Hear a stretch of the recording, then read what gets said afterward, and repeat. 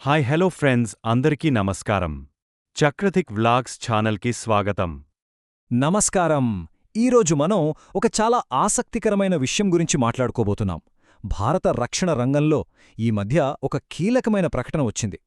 ఇది కేవలం కొన్ని ఆయుధాలు కొనడం గురించి మాత్రమే కాదు, అసలు యుద్ధాలు చేసే పద్ధతే ఎలా మారిపోతోందో చెప్పే ఒక పెద్ద సంకేతం.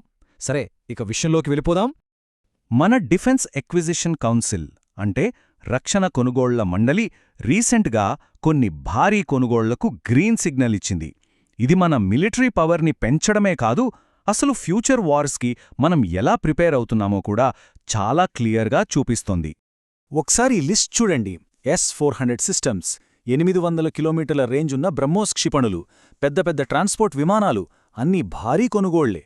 కాని వీటన్నింటిలోనూ అందరి దృష్టిని ఆకర్షిస్తున్నది మాత్రం ఈ 4వ పాయింట్, అదే రిమోట్లీ పైలటెడ్ స్ట్రైక్ ఎయిర్క్రాఫ్ట్లు. సింపుల్గా చెప్పాలంటే డ్రోన్లు. అసలు వీటిపై ఎందుకింత స్పెషల్ ఫోకస్? అదే కదా అసలు విషయం. అవును, ఇదే మెయిన్ క్వశ్చన్. ఇన్ని పవర్ఫుల్ వెపన్ సిస్టమ్స్ కొంటున్నప్పుడు ఈ డ్రోన్ల మీద ఎందుకంత ఫోకస్? ఎందుకంటే దీని వెనక ప్రపంచవ్యాప్తంగా మారుతున్న ఒక కొత్త యుద్ధనీతి ఉంది.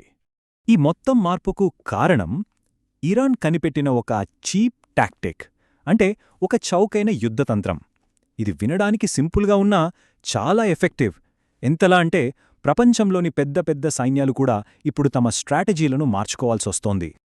ఈ కొత్త తంత్రంలో హీరో ఎవరంటే ఈ షాహిద్ 136 డ్రోన్.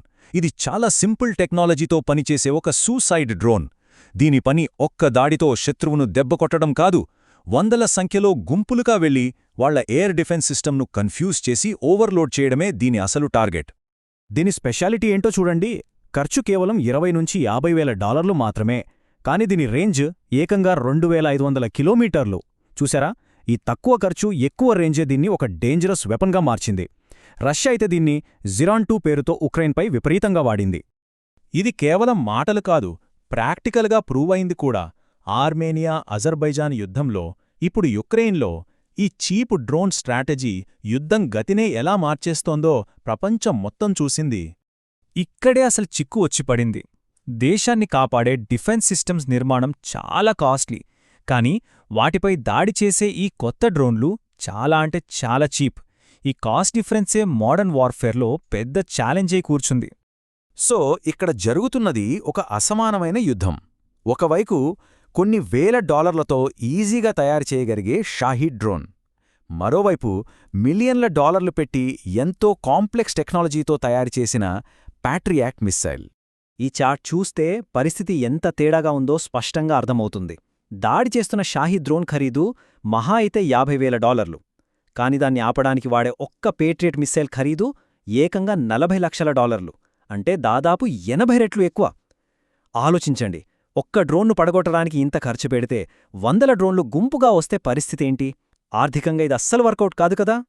ఈ కంపారిజన్ అయితే ఇంకా షాకింగ్గా ఉంటుంది.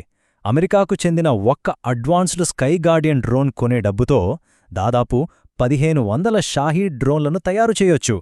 అంటే ఇక్కడ టెక్నాలజీ కంటే సంఖ్యాబలం ఎంత పవర్ఫుల్ అనేది అర్థమవుతోంది. సరే, మరి ఈ గ్లోబల్ రియాలిటీకి ఇండియా ఎలా రెస్పాండ్ అవుతోంది? మన దేశం ఒక డ్యూవల్ స్ట్రాటజీని ఫాలో అవుతోంది. అంటే ఒకేసారి 2 దారుల్లో వెళ్తోంది. మొదటిది కొనడం. మనకు టెక్నాలజికల్ ఎడ్జ్ ఉండాలి కాబట్టి విదేశాల నుంచి బెస్ట్ టెక్నాలజీ ఉన్న డ్రోన్స్ను కొనుగోలు చెయ్యడం. ఇది మన తక్షణ అవసరాలను తీర్చడానికి. ఇక రెండోది, బహుశా లాంగ్ టర్మ్లో ఇదే చాలా ముఖ్యం, నిర్మించడం. షాహీద్ డ్రోన్ల కాన్సెప్ట్తో మన దేశంలోనే తక్కువ ఖర్చు లాంగ్ రేంజ్ డ్రోన్లను తయారు చేయడం. ఇది ఆత్మనిర్భర్ భారత్కు, ఫ్యూచర్ వార్ఫేర్కు పునాది లాంటిది. ఈ దిశగా మన దగ్గర ఆల్రెడీ చాలా ఇంట్రెస్టింగ్ ప్రాజెక్టులు నడుస్తున్నాయి. చూడండి, బెంగళూరుకి చెందిన న్యూ స్పేస్ రీసెర్చ్ సంస్థ శేష్నాగ్ 150ని డెవలప్ చేస్తోంది. దీని స్పెషాలిటీ ఏంటంటే ఆర్టిఫిషియల్ ఇంటెలిజెన్స్ ఉపయోగించి ఇవి గుంపుగా ఒకదానితో ఒకటి మాట్లాడుకుంటూ దాడి చేయగలవు. మరోవైపు నోయిడాకు చెందిన ఐజీ డ్రోన్స్ ప్రాజెక్ట్ కాల్ను చేపట్టింది.